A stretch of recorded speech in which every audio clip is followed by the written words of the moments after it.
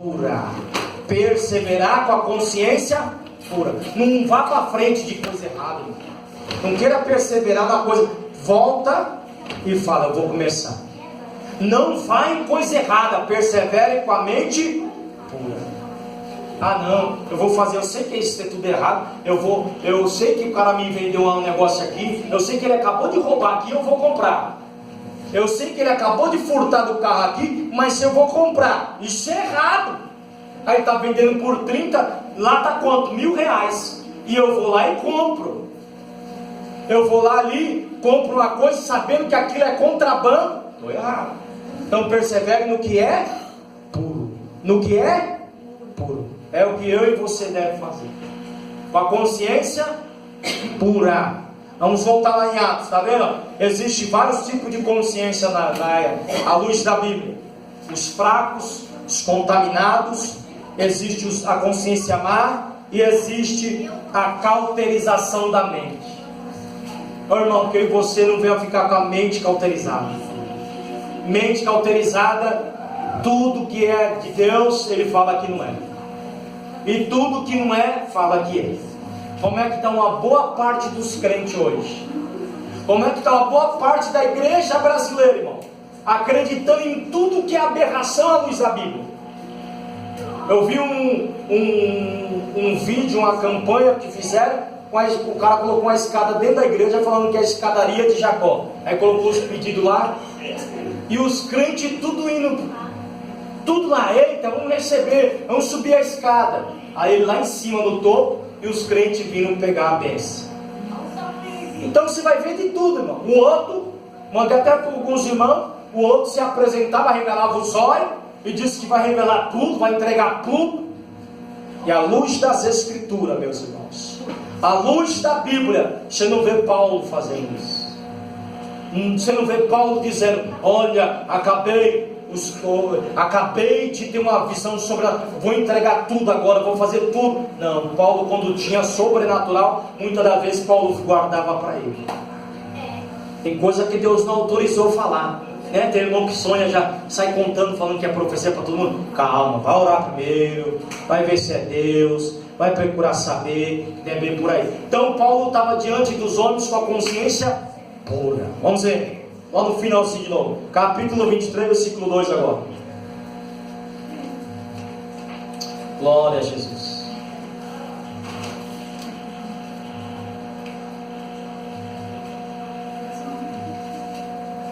Glória a Deus. Versículo finalzinho, né? Toda boa consciência. Abre aí agora em Hebreus capítulo 2, 15. Uma boa consciência. Aleluia.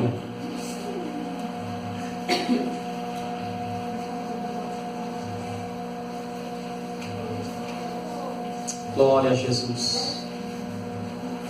Leia aí, Leandro. Vemos, porém, Jesus, que foi feito um pouco... Romanos 2,15. Romanos 2,15. Paulo estava diante de um julgamento, mas com a consciência limpa.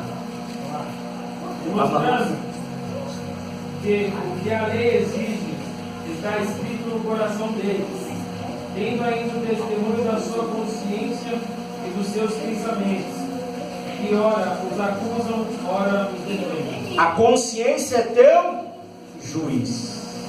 Uma hora vai te acusar, outra hora te defender. O que nós andamos fazendo de errado vai nos acusar. Vai ser juiz, não.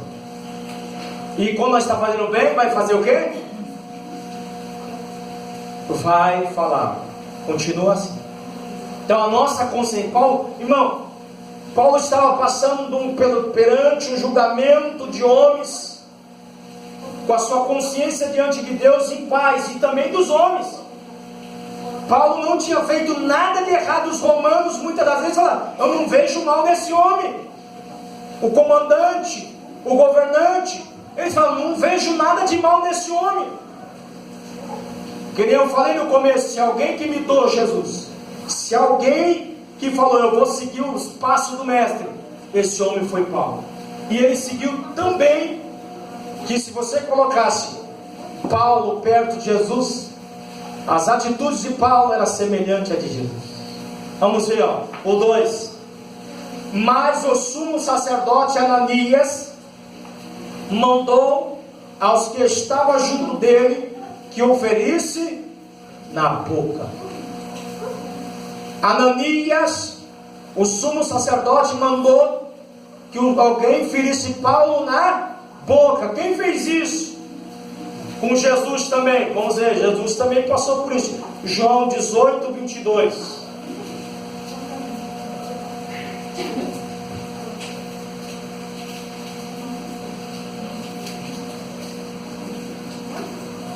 O sumo sacerdote manda ferir Paulo na boca, manda que esbofeteasse Paulo. Da mesma forma foi com o mestre. Lê agora, Douglas. Tendo dito isso, um dos criados que ali estava deu uma bofetada em Jesus, dizendo: assim respondes ao sumo sacerdote? Olha aí, esse sumo sacerdote Ananias, eu estudei um pouquinho sobre Ananias. Ananias era um homem terrível, um homem perverso. Ele ficava para o lado sempre dos romanos, e ele não estava nem aí para Jerusalém, e ele roubava o dízimo dos outros sacerdotes. Esse homem era terrível. Aí a expressão que Paulo vai falar, vamos ver, versículo 3. Então Paulo lhe disse: Deus te ferirá a parede. Deus te ferirá a parede. Continua. Tu estás aí sentado para julgar segundo a lei, e contra a lei manda que eu seja ferido. Deus te ferirá. Paulo falou que Deus ia ferir ele. Parede branqueada. Sabe o que Paulo estava falando aqui, irmão? Sabe o que Paulo estava falando? Paulo estava chamando, abre lá em Ezequiel capítulo 10.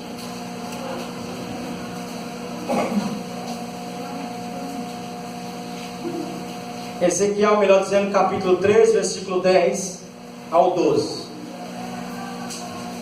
Paulo estava chamando o sumo sacerdote de hipócrita, de fingido. E Paulo profetizou que era não, Deus te vê ali. No ano 66 depois de Cristo, a revolta dos judeus, esse sumo sacerdote foi morto. E ele ficava favorecendo os romanos e era contra os judeus. Então olha o que diz aí o texto aí. Lê aí, Leandro, voz alta.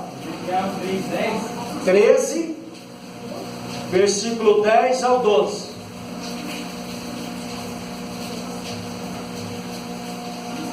Cristo, e desviaram o meu povo dizendo: paz, quando não há paz. O sumo sacerdote estava falando, julgando o povo, a vez de ser conforme a lei, conforme a palavra, e estava julgando erradamente, com hipocrisia. E aí nós vemos o povo, o Ezequiel falando, só que tem tudo a ver com o texto que eu vou falar, da hipocrisia que eu falei. Lê, continua lendo. E quando fazem uma parede, revocam-na com argamassa fraca. Dizem aos que a revocam com argamassa fraca que ela cairá.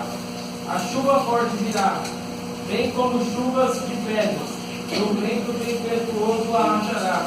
E quando a parede cair, vos dirão: onde está o reboco que eu fizeste? Portanto, assim diz o Senhor Deus: no meu furor eu racharei com o vento tempestuoso, e na minha ira farei cair forte chuva, e na minha indignação grande chuva de pedras para a consumir. Vamos lá para Mateus. Deus, você viu no começo lá? Diz que há paz, mas não tem paz. O sumo sacerdote estava ocupando uma posição de honra, mas estava fazendo com hipocrisia. Paulo chamou ele de hipócrita. Vamos ver lá, Mateus capítulo 23, versículo 27.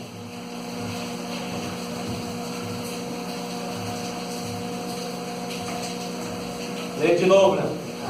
Ai de vós, escribas e fariseus hipócritas, porque sois semelhantes aos sepulcros caiados, que por fora parecem belos, mas por dentro estão cheios de ossos e Bom, olha que coisa séria, porque ele estava ocupando uma posição, um cargo de honra, o sumo sacerdote Ananias, e esse homem era um homem perverso.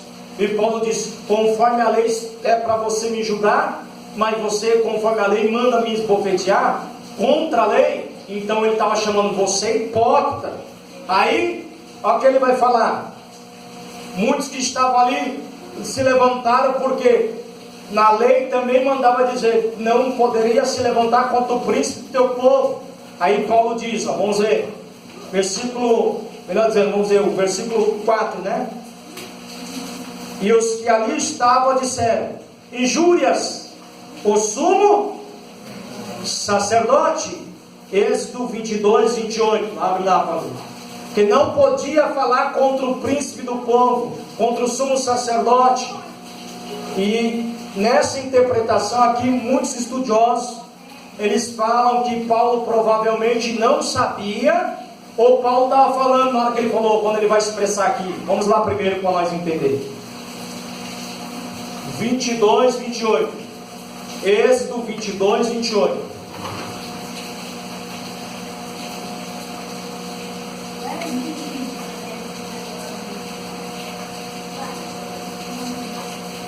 Leia de novo. Não dirás maldição contra os inimigos, nem amaldiçoarás o líder do teu povo. Amém? Então Paulo conhecia da lei. Mas vamos voltar para lá para me explicar isso daqui, ó, no versículo 5 que Paulo vai falar. No versículo 5, 23 lá em Atos. Você vê, não podia falar palavras de maldição contra o príncipe, contra o líder do seu povo, porque a lei não permitia.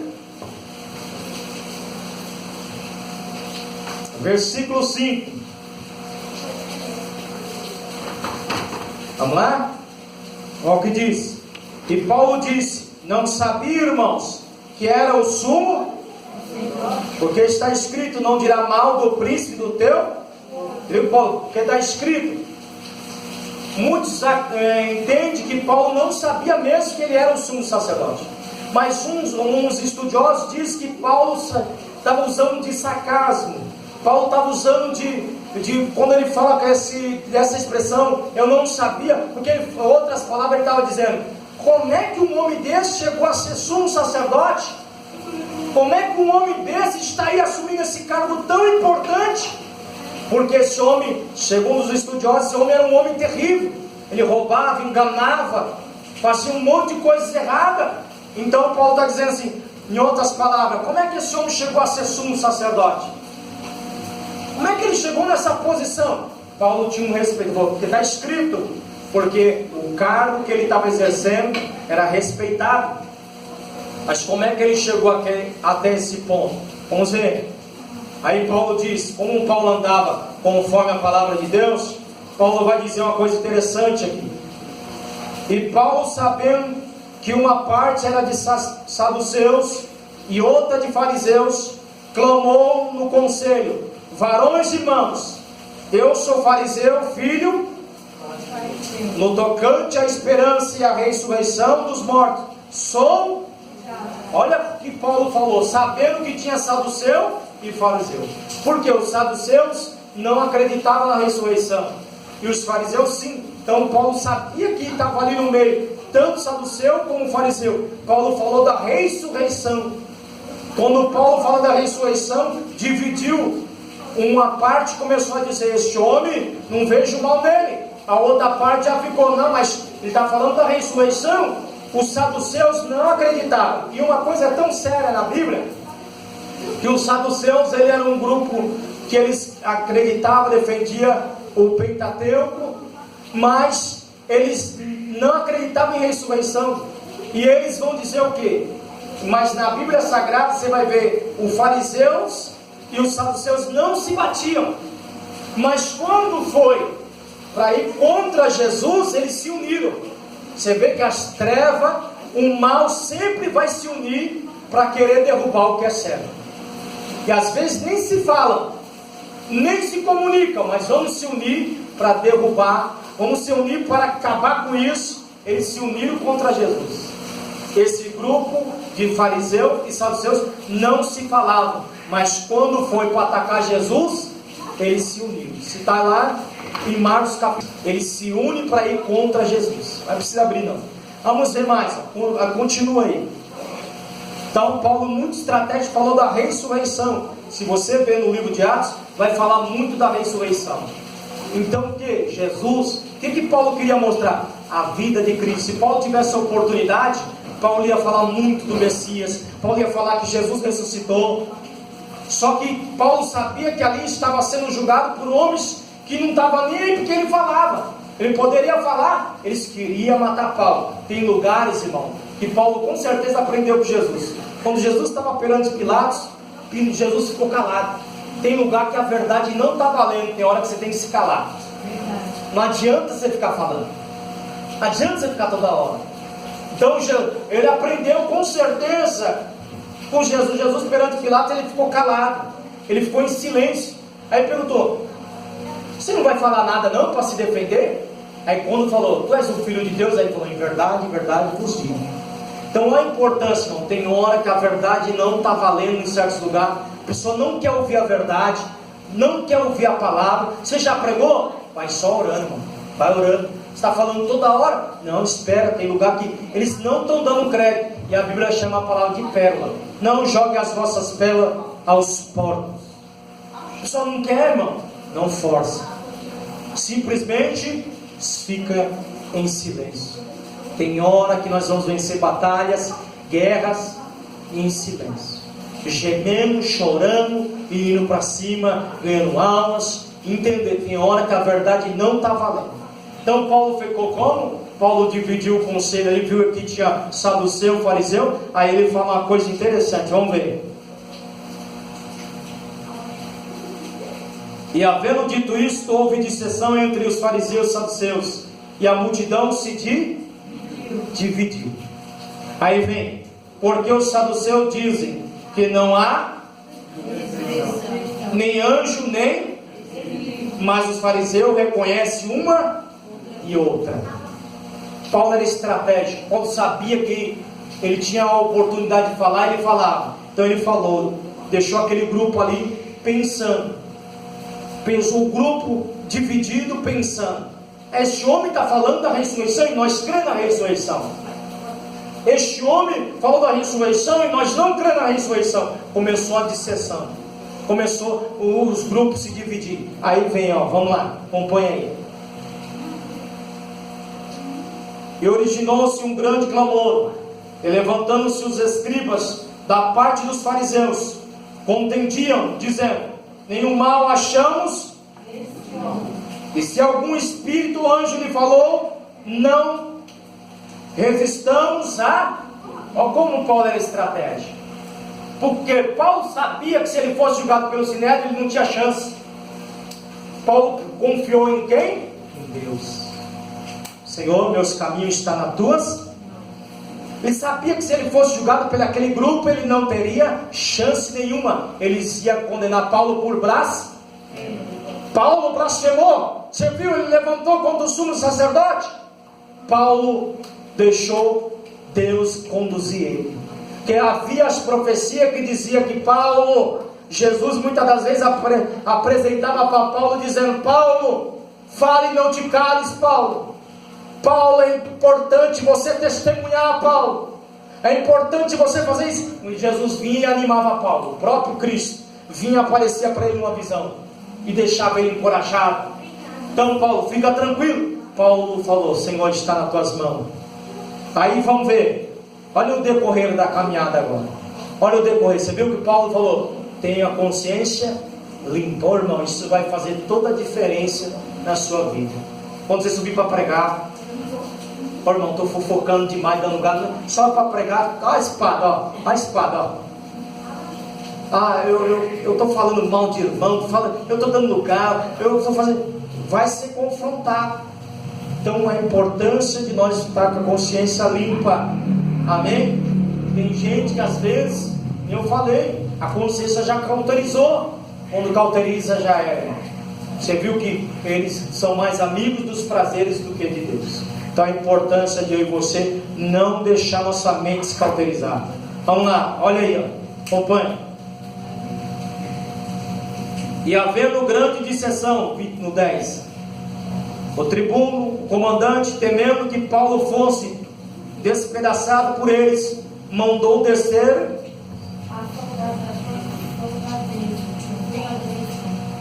os soldados para que o tirassem e o levassem para...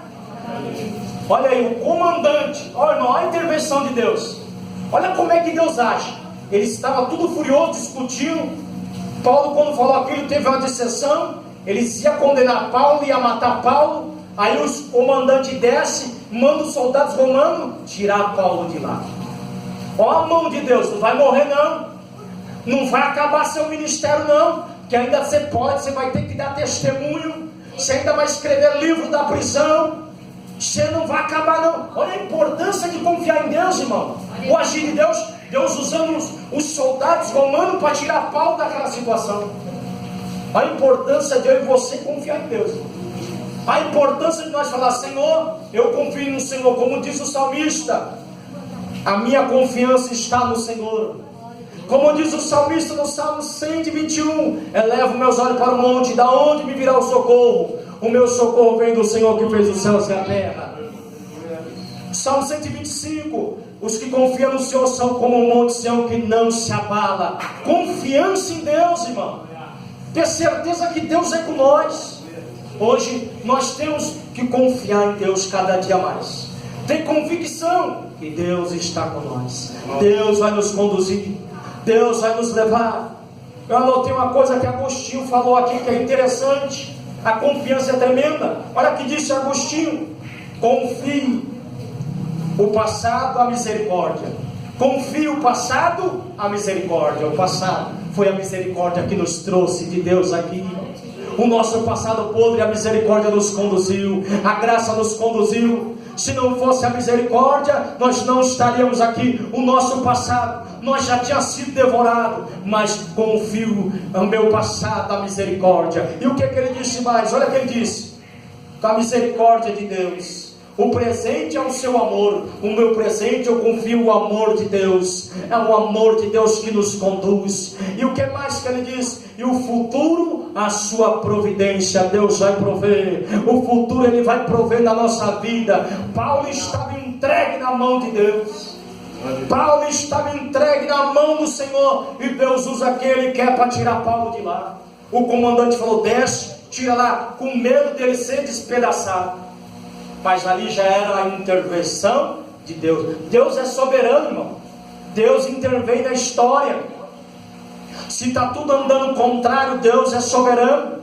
Deus faz o que Ele quer. Se Deus quiser intervir agora, Ele intervém. Se Ele quiser tirar o presidente do trono, Ele tira. A Bíblia diz que o coração do rei está na sua mão.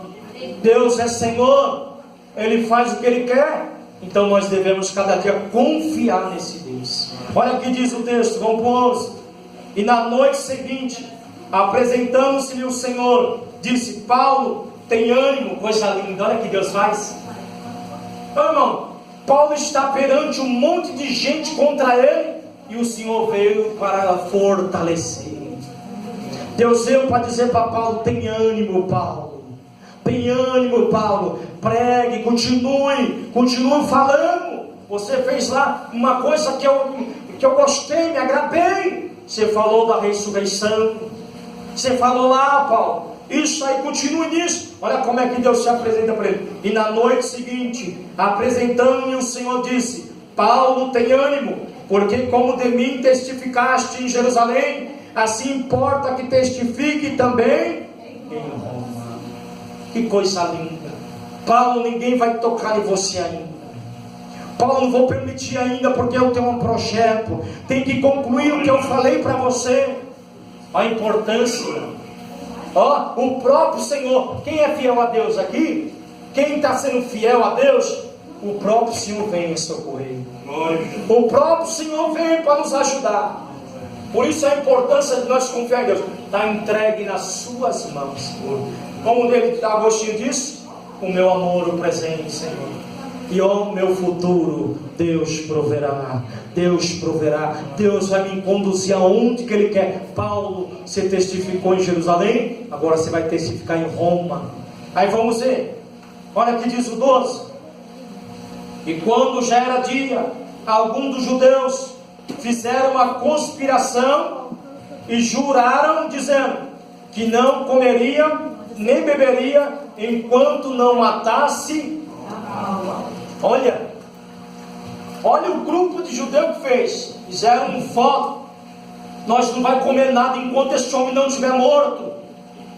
Olha a situação. Muitas das vezes o nosso adversário está ali 24 horas tentando acabar com nós, querendo destruir nós. Por isso nós temos que vigiar, nós temos que estar atentos, irmão.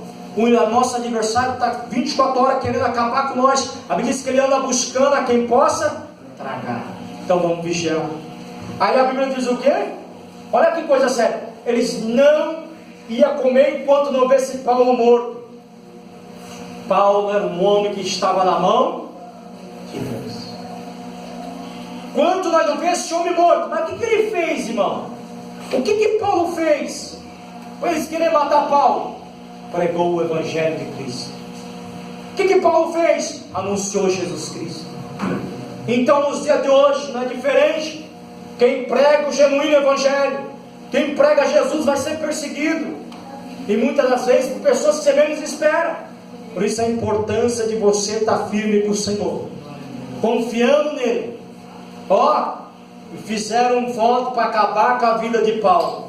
Já pensou, irmão? Você está preso, você está sob o domínio de homens na terra, e homens falando que vão acabar com a sua vida. Isso foi no particular.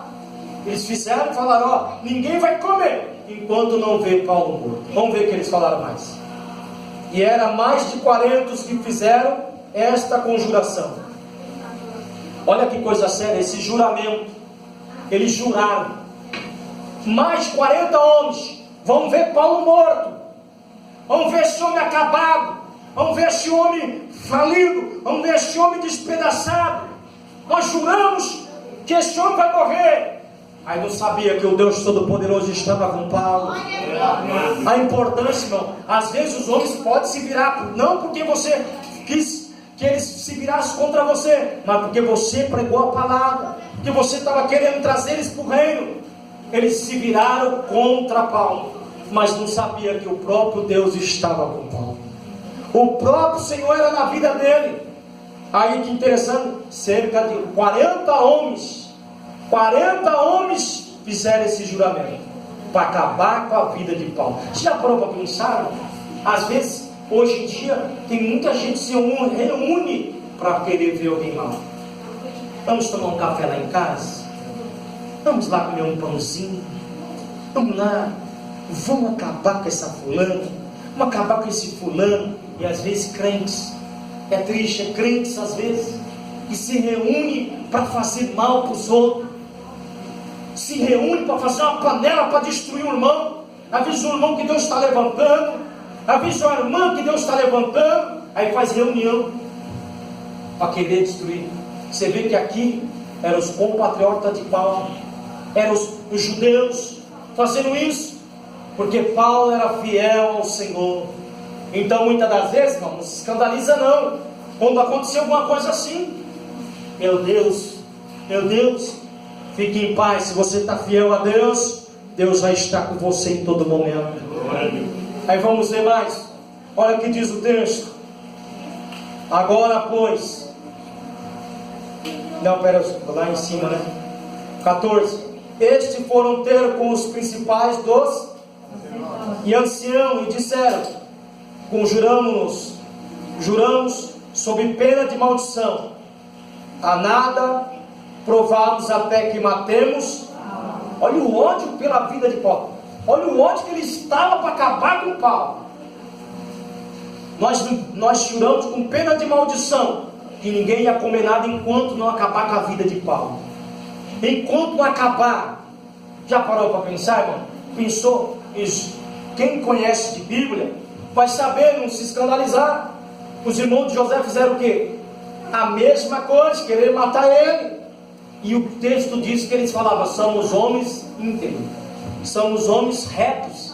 Eles se achavam retos, mas querendo matar os outros, querendo acabar com os outros. Muitas pessoas às vezes vai ser assim, irmão. Mente, cautelar. Não, sou homem de Deus. Não, sou mulher de Deus. Mas fazendo mal para os outros, mas acabando com os outros, querendo matar a pessoa. Mas sou homem de Deus, mas eu sou pessoa de Deus. Isso é complicado. Vamos ver 15. Agora, pois, vós, com o conselho, rogai ao tribuno, ao comandante, que vou traga amanhã, como saber mais alguma coisa de seus, e antes que chegue, estaremos prontos para o... Não, chama lá o comandante e traga Paulo aqui, que nós já estamos preparados para matar ele, já estava preparado para matar Paulo, irmão. Você já parou para pensar nisso, irmão, nesse texto aqui? Que muitas das vezes nós íamos morrer e Deus foi lá e deu livramento. Alguma coisa, um infarto, alguma coisa, até nisso, trazer para isso. Você ia morrer e Deus colocou a mão. Deus prolongou sua vida. Você ia na rua de baixo, você ia perder sua vida. Ou alguém estava planejando até tirar sua vida, e Deus foi lá e colocou a mão. Ó, eles falaram, traga ele aqui que nós vamos acabar com ele. Eles iam matar Paulo mesmo. Só que quem dá a última palavra é Deus. Quem é fiel a Deus, irmão, Deus pode fazer como fez com Ezequias, acrescentou